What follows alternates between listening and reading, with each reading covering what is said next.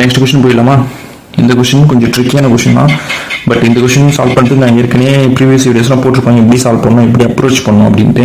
இதுக்கு நீங்கள் டேரெக்டாக போயிடலாங்க. 5th டயக்ராம் கேட்குறான் அப்படின்னாவே இந்த 2nd 3rd பாருங்க, 4th 5th பாருங்க, அவ்வளோதான். இதில் என்ன சேஞ்சஸ் இருக்கோ அதுதான் உங்களுக்கு ஆன்சர். ஓகேங்களா?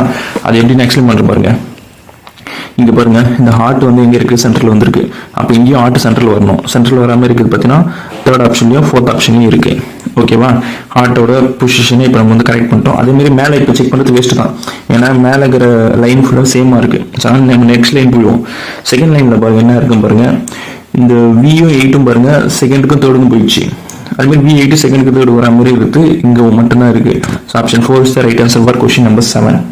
சிம்பிள், வெரி ஈஸி, அவ்வளோதான். ஜஸ்ட் நீங்கள் இந்த டயக்ராம் மட்டும் பாருங்க. ஏன்னா இந்த ஆல்டர்னேட்டிவ் ரிலேஷன் வந்திருக்கும். அந்த ஆல்டர்னேட்டிவ் ரிலேஷன் யூஸ் பண்ணால் நீங்கள் நிறைய சால்வ் பண்ண மட்டும் தான் முடியும்.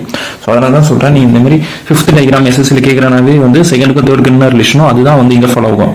இப்போ இங்கே 1st 2nd ரிலேஷன் வந்து இதில் இம்ப்ளிமெண்ட் பண்ணால் வராது. நல்லா புரிஞ்சுக்கங்க.